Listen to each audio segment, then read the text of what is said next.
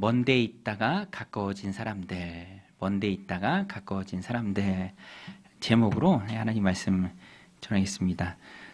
저도 목회하고 뭐 바뀐 게 좀 몇 가지 있는데 그 중에서 전에는 아파도 병원을 좀 잘 안 갔던 것 같아요. 그냥 뭐 버티기도 하고 뭐 괜찮아지니까 그냥 있었는데 요새는 아픈 징조만 조금만 있어도 병원에 잘 갑니다. 왜냐하면 뭐 늘 새벽 기도해야 되고 또 일정의 영향을 받으면 안 되니까 아프면 못 하잖아요. 그러니까 아프지 않으려고 또 애쓰는 모습이 있는 것 같아요. 신분이 바뀌면 바뀐 신분에 맞게 행동을 하게 되죠. 그게 맞습니다. 신분은 바뀌었는데 여전히 행동이 바뀐 신분에 맞게 따라오지 않는다면 그건 좀 문제가 있을 수 있겠죠. 신분이 바뀌었으니까 바뀐 신분에 맞게 행동도 따라와야 한다. 지난주에 주일날 지방에서 목회하는 친구 목사님이 서울 간다. 우리 얼굴 한번 보자. 이렇게 연락이 와서 볼 수 있는 사람 좀 전화를 돌렸죠. 뭐 번개 모임 같은 거죠. 시간 되면 보고 안 되면 못 보고. 근데 한 친구 목사님은 그렇게 얘기해요. 주일날 저녁 늦게 통화가 됐는데 물어봐야 된대. 월요일에 몇 주 동안 못 쉬어서 아내가 또 쉬기를 원할 수 있기 때문에 집에 가서 물어봐야 된대. 아내한테 물어보고 전화 준다. 저는 뭐 그래 되겠지 이렇게 생각을 했는데 저녁 늦게 카톡이 왔는데 미안하다. 이번에는 안 되겠다. 이렇게 문자가 오더라고요. 좀 받으면서 그게 맞다 이런 생각을 해왔습니다. 그게 맞다. 창세기도 나와요.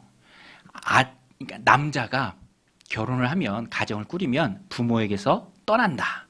남자가 떠난다. 그리고 새 가정을 이룬다. 우선순위의 변경이죠. 부모가 우선순위였는데 결혼했으니까 배우자가 우선순위가 되는 거예요. 아내가 우선순위가 되는 거예요. 그리스도인들도 똑같습니다. 신자가 되었으면 믿는 주님이 우선순위가 되는 것이죠. 그 우선순위에서 나오는 행동이 바른 신앙의 모습입니다. 오늘 본문도 바울이 에베소 교회 교인들한테 이전에 너희가 이랬다. 그런데 지금은 이렇게 바뀌었다라고 말합니다. 여기에 담긴 의미는 바뀐 신분에 맞게 행동해야 한다. 이것을 말해요. 결혼했으니까 아내가 소중한 거죠. 배우자가 소중한 거죠. 부모에게서 떠납니다. 또 뭐 학생이라면 또 더 높아간다면 또 중요성이 커진다면 근데 거기에 맞게 그런 행동이 나오는 거죠. 그리스도인들도 똑같습니다. 그래서 오늘 본문에 보면은 비교하는 말이 나와요. 그때 너희는 이랬다. 그런데 이제는 이렇게 되었다라고 말합니다. 11절, 12절 우리 같이 말씀을 보고 한번 읽도록 하겠습니다. 11절, 12절 시작.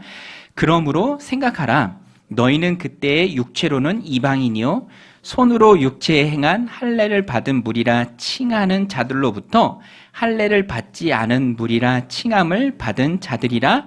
그때 너희는 그리스도 밖에 있었고 이스라엘 나라 밖의 사람이라.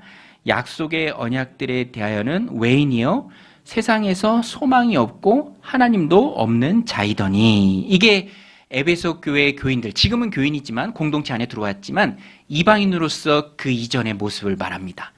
밖에 또 뭐 없다 이런 말씀이 언급 나오죠. 그리스도 밖에 사람이다. 이스라엘 나라의 밖에 사람이다. 약속의 언약인데 거기서는 아무 상관도 없는 외인이었다.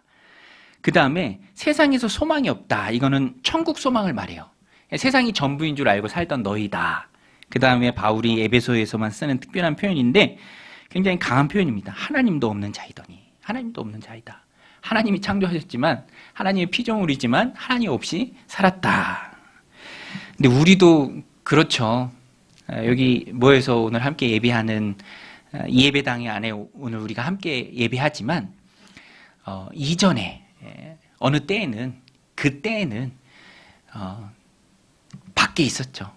그냥 세상이 전부인 줄 알고 살고 또 내가 원하는 대로 살았던 그런 우리의 모습이었습니다. 그런데 바울이 이전에 이 모습을 얘기하는 것은 비교하기 위함이에요. 지금 이렇게 바뀌었다.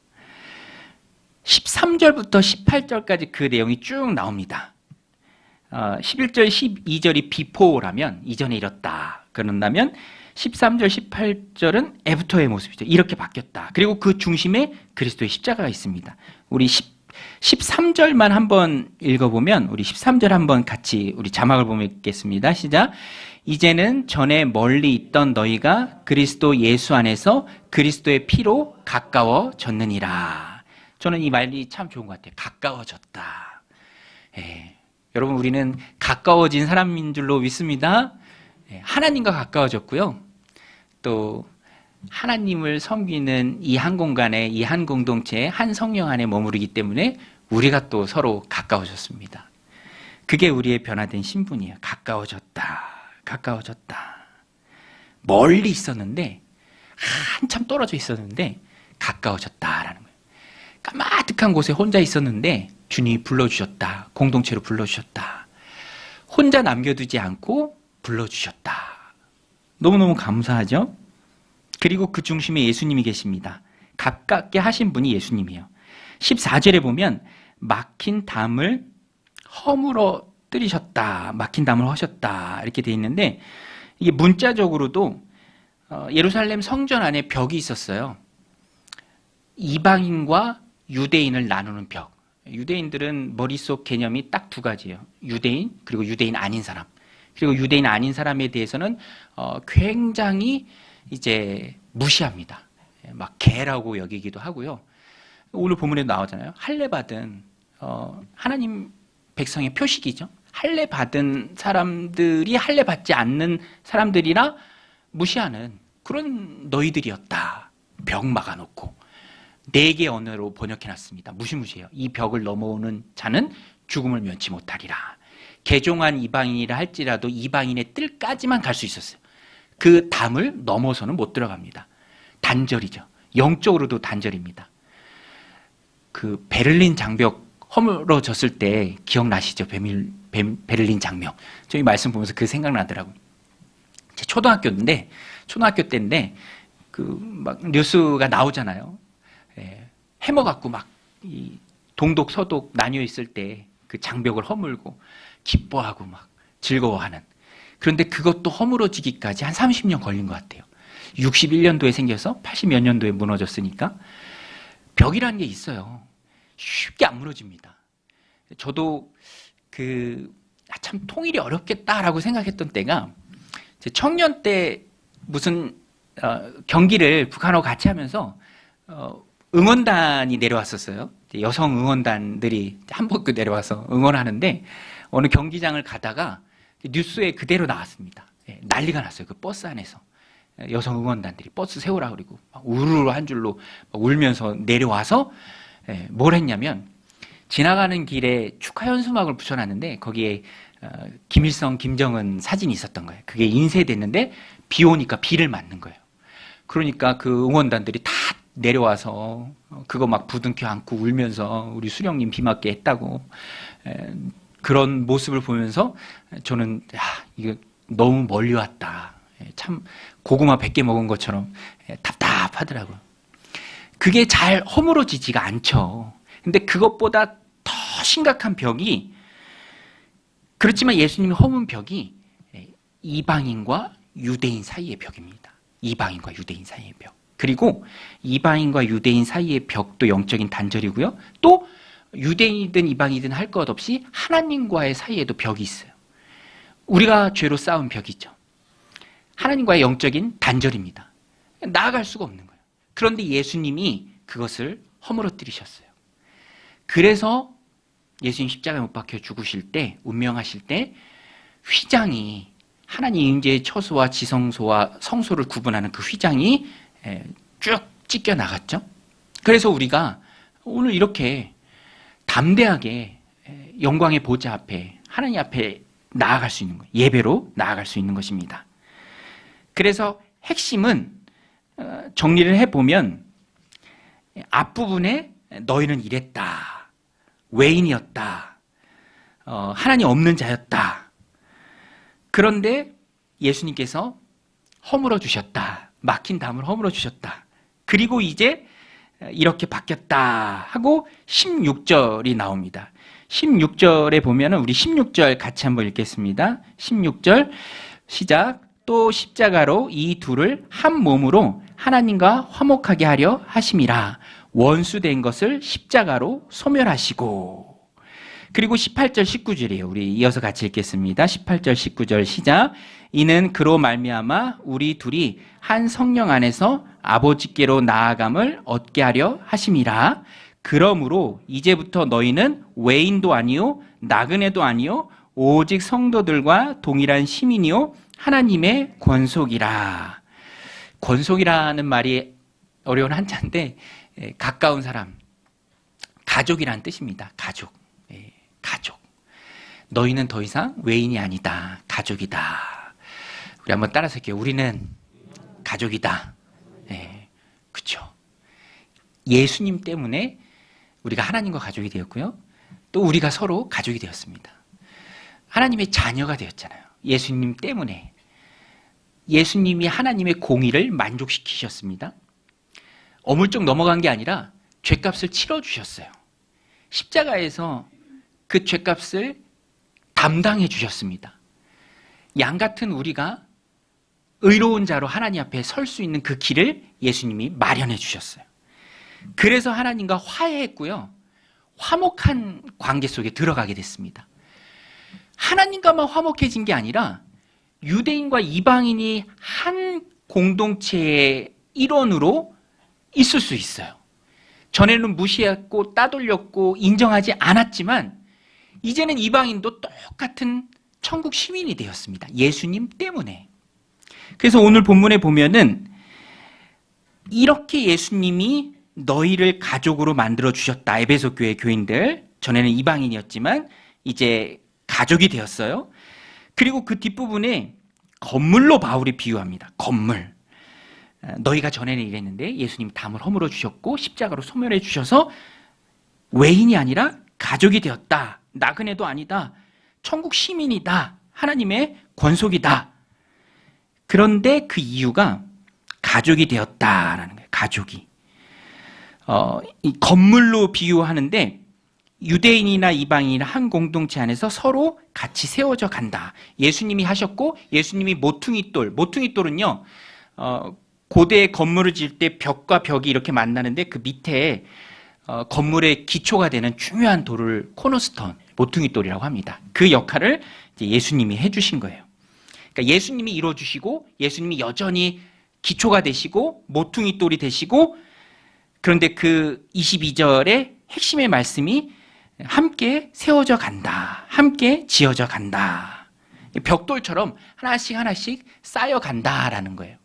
그래서 오늘 본문에 우리에게 주는 핵심적인 메시지는 함께 지어져 가는 너희는 함께 지어져 가는 그 공동체 안에서 에베소 교회 안에서 화목하라라는 거예요. 화목하라. 함께 지어져 가는 화목한 목적. 그것이 주님이 우리에게 원하시는 것입니다. 멀리 있던 우리를 불러주시고 가족이 되게 하신 분이 바로 주님이시죠. 그 주님이 우리로 하여금 화목을 요구하십니다. 그래서 오늘 본문은요, 아주 간단해요. 앞부분의 내용이 길게 나오지만 핵심은, 초점은 주 안에 화목하라. 주 안에 화목하라. 우리 한번 따라할게요. 주님 안에 화목합시다. 여러분, 우리는 주님 안에 화목해야 하는 자들인 줄로 믿습니다. 이게 우리의 사명이에요. 우리의 사명. 화목한 것. 제가 아는 목사님 중에 교회 이름을 화목한 교회라고 지었어요. 이제 교회를 개척하면서. 그러면서 참 좋다 그런 고백도 하시더라고요. 화목한 교회, 화목한 공동체. 우리를 향한 하나님의 뜻입니다. 하나님과 화목하고 또 이웃과 화목하고. 신앙생활에서 가장 중요한 게 관계예요. 하나님과의 관계, 이웃과의 관계. 수직적으로는 하나님과 화목한 자들이 바로 우리입니다. 수평적으로는 예수 그리스도께서 담을 이미 허물어 주셨어요. 원수된 것, 오늘 본문은 원수라고 표현해요. 그것을 없애주셨습니다. 십자가로 소멸하셨다. 없애주셨어요. 그리고 멀리 있던 우리가 가까워졌습니다. 우리 13절 이제는 전에 멀리 있던 너희가 그리스도 예수 안에서 그리스도의 피로 가까워졌느니라. 그리스도의 피로 가까워졌어요. 그래서 오늘 본문의 적용점으로 이걸 좀 같이 좀 나누고 싶습니다. 화목하자, 그것이 하나님의 뜻이에요. 예. 양화대교라는 노래가 있어요. 양화대교. 그 자이언티라는 분이 부르신 건데 가사가 재밌습니다. 자기의 경험이에요. 아버지가 이렇게 택시 운전을 하셨나 봐. 그리고 이제 집에 들어오실 때쯤 전화하면 항상 어디쯤이냐고 물어보면 양화대교, 양화대교다. 그게 경험으로 이렇게 들어간 거죠. 근데 그 다음에 반복되는 그 가사가 그거예요. 행복하자. 아프지 말고. 행복하자. 아프지 말고. 뭐 신자와 불신자를 구별하지 않고 모든 사람의 그런 소망이겠죠. 우리 가족 행복하자. 아프지 말고. 뭐 이제 곧 새해가 되는데 온갖 축복의 말씀들을 다 나누잖아요. 새해는 뭐 이렇게 행복하자라는 그 간절한 소원이죠. 아프지 말고. 가족이니까 그렇잖아요. 가족. 그쵸? 가족이니까 내가 아파주고 싶고, 걱정이, 자녀의 걱정이 자녀의 걱정인 게 아니라 내 걱정도 되고. 하나님은 동일하게 우리에게 원하시는 게 화목하자라는 거예요. 화목하자. 너와 내가 화목하게 되었다. 새로운 관계의 축복 안에 들어가 있다. 그러니 먼 데 있다가 가까워졌으니 더 가깝게 지내자. 주님이 이거를 원하십니다. 그리고 너희들도 이방인과 유대인들이 태생적으로 함께하기 어려운 물과 기름 같았던 그들이 한 공동체 안에서 함께 가까워진 것처럼 가깝게 화목하게 내 앞에서 지내라. 예수님도 말씀하시죠. 너희가 서로 사랑하면 이로써 모든 사람들이 너희가 내 제자인 줄 알리라. 주님, 우리를 향한 주님의 소원은 화목하자입니다. 화목하자. 바울이 그것을 전에는 이방인이나 철저히 소외당했지만 그리스도께서 담을 허물어 주심에 유대인들과 한 가족을 이룬 에베소 교회에 말하는 거예요. 하나님과 너희 사이가 전에는 원수였지만, 너희가 전에는 본질상 진노의 자녀였지만, 불순종의 아들들 가운데 역사하는 어둠의 영에 완전히 사로잡혔지만, 예수 그리스도께서 그 담을 다 허물어 주셨고 원수되었던 것을 십자가로 다 태워주셨기 때문에 너희의 신분은 완전히 바뀌었다. 자녀다. 자녀다. 저는 이 말씀을 첫 번째로 화목이라고 할 때는 항상 두 대상이 있습니다. 하나님과 화목, 그리고 이웃과의 화목. 수직적, 수평적입니다. 먼저 수직적으로 하나님과 우리의 관계 속에서 우리가 늘 우리의 바뀐 신분을 좀 생각했으면 좋겠어요. 우리는 하나님의 자녀다. 여러분, 하나님의 자녀인 줄로 믿습니다. 신분이 자녀예요. 뭘 잘해서 자녀의 신분을 취득하고 얻은 게 아니라 하나님이 낳아주셨기 때문에, 거듭났기 때문에, 그리스도를 믿기 때문에, 영접했기 때문에 하나님의 자녀가 된 거예요. 영접하는 자, 그 이름을 믿는 자들에게는 하나님의 자녀가 되는 특권을 주셨다. 우리는 자녀입니다. 여러분, 세상에서도요, 어떤 세상적 권세가 많은 부모님 밑에 있을 때 그 자녀의 기쁨을 막 누리잖아요. 그렇죠? 예. 그 지난주 어느 기사 보니까 트럼프가 당선되고 그 손녀가 고등학생인데 같이 골프 치더라고요. 예. 근데 이렇게 기념사진 찍은 거 보니까 근심이 없어. 예. 너무 행복해 보여. 그죠? 뭐 할아버지 미국 대통령이고, 예. 뭐 돈 많고, 그죠? 뭐 무슨 걱정이 있겠습니까? 근데 우리도 영적으로 하나님의 자녀들이에요. 예. 여러분, 하나님의 자녀들인 줄로 믿습니다. 제가 왜 이것을 이렇게 강조하냐면 현실이 녹록지 않아요. 그래서 살아가다 보면 만나는 문제가 참 큽니다. 거기에 근심하고 걱정할 때가 참 많아요. 근데 우리가 하나님의 자녀다라는 것을 잊지 말아야 합니다. 그러면 하나님 손에 다 의탁할 수 있습니다. 주님 손에 내 모든 인생을 맡길 수 있어요. 주님 손에 내 인생을 맡깁니다라는 그 고백이 나올 수 있습니다. 하나님, 내가 하나님 자녀니까. 그래서 오늘 우리는 하나님 자녀의 신분을 가지고 있습니다. 신분이 자녀임에 가깝게 우리가 살아야 해요. 또 가깝게 느껴야 합니다.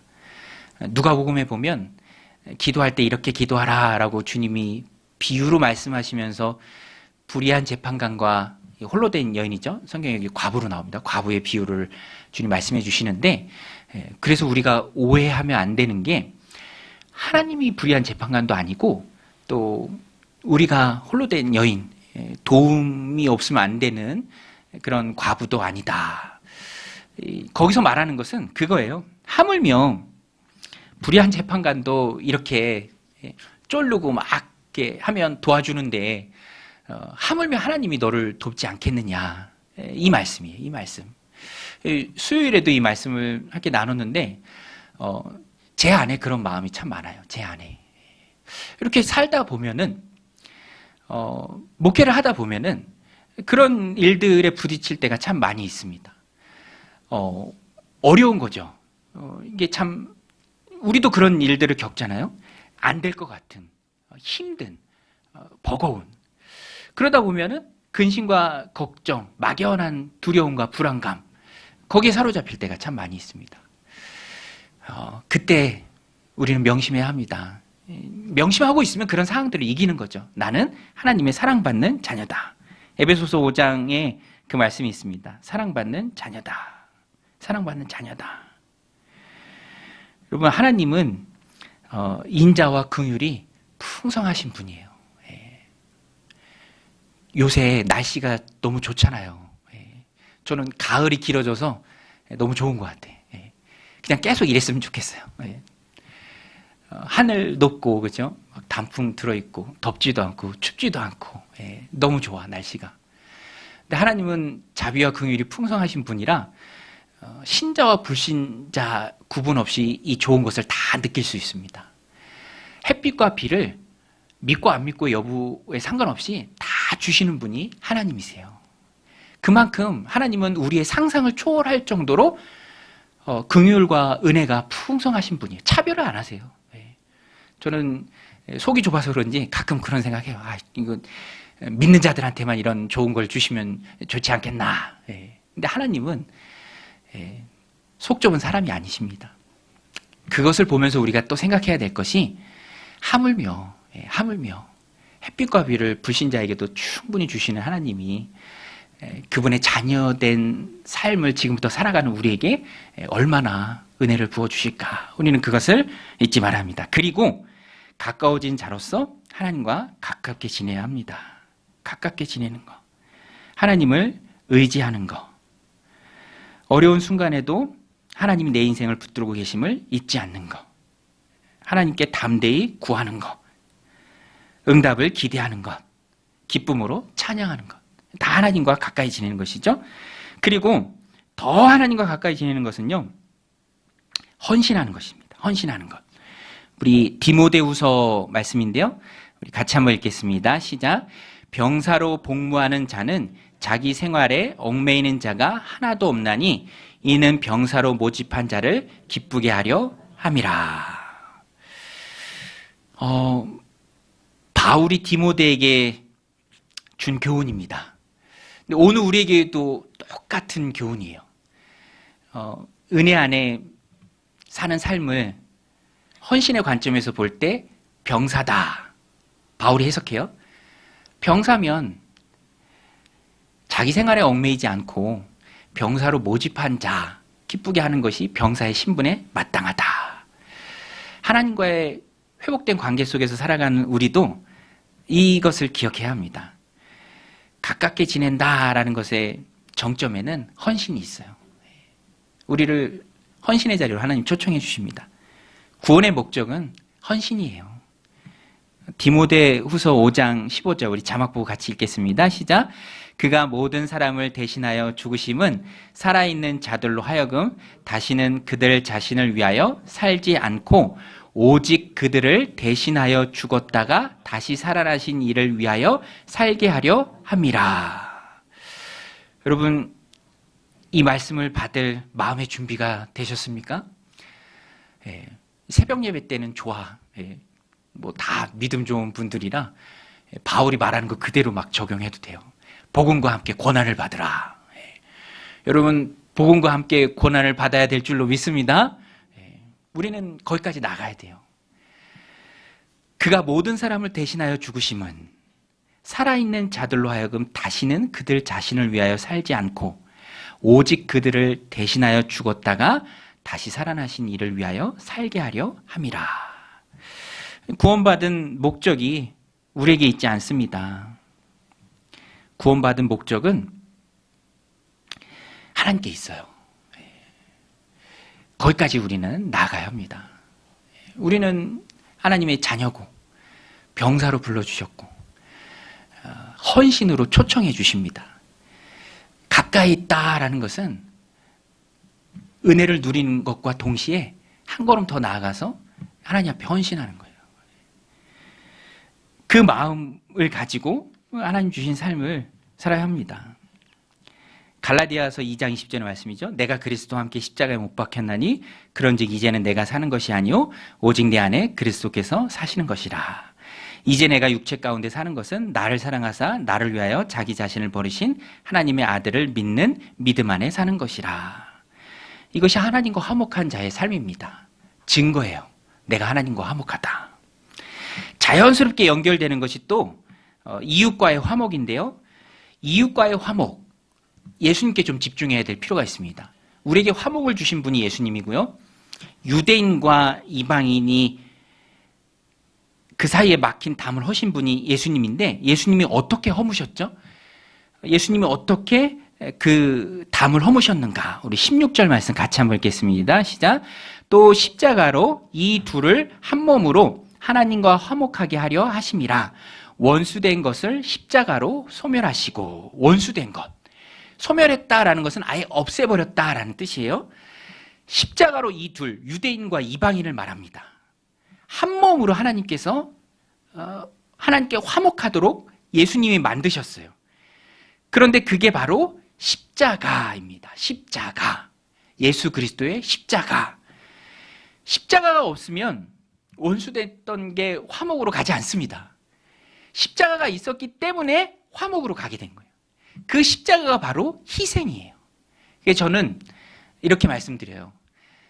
이웃과 화평, 이웃과 화목, 그 핵심은 희생이다. 희생이다. 예. 부모에게 하나님의 마음을 하나님이 많이 부어주시는데요. 부모가 자녀들을 위해서 희생하잖아요. 그 희생이 참 귀하죠. 예. 저도 말씀 준비하면 생각나는데 저희 어머니 또 저희 부모님이 이제 항상 새벽부터 하는 일을 하셨어요. 이제 서울에 납품하는 촛소 목장을 하시는데 어머니 지금도 하고 계신데 항상 새벽에 아버지가 일찍 일어나셔서 그 찬바람에 기침하는 거를 제가 자면서 이렇게 들었어요. 그런 게 지금도 제가 이렇게 새벽에 나올 때 이렇게 막 생각이 나요. 그때 아버지가 그렇게 하셨지. 뭐 자녀이기에 흐르는 사랑이기에 당연히 헌신하죠. 희생하죠. 우리가 이것을 또 나이가 들면 알게 됩니다. 제가 20대 때 목장을 해서 집에 트럭이 있었는데 허락을 안 받고 이렇게 끌고 나갔어요. 그리고 친구랑 이렇게 타고 돌아다니다가 1톤 트럭은 뒤가 가벼워서 눈길에 미끄러져서 가드레일을 받았어요. 전 다치지는 않았는데 차가 앞이 그냥 확 찌그러졌죠. 그리고 그냥 아무 일도 없었든지 그냥 집 앞에 세워놓고 저는 제 방으로 그냥 가 있었어요. 너무 걱정되는 거야. 혼날 게 막 걱정돼. 뭐 당시에는 이제 부모님의 마음을 잘 모르니까. 근데 걱정은 기우였고 아버지가 그냥 제 방으로 막 뛰어 올라오시더니 다친 데 없냐 이렇게 물어보시더라고요. 다친 데 없냐. 이게 부모의 마음이죠. 주님이 우리를 그렇게 사랑하십니다. 그래서 희생하셨죠. 예수님이 우리를 위해서 십자가를 지셨습니다. 오늘 우리도 희생해야 우리 16절 말씀이에요. 희생해야 화목하게 됩니다. 예수님께서 배우는 원리예요. 예수님께 배우는 원리입니다. 또 십자가로 이 둘을 한 몸으로 하나님과 화목하게 하려 하심이라. 원수된 것을 십자가로 소멸하시고. 여러분, 이 희생은요 세상의 가치에 반합니다.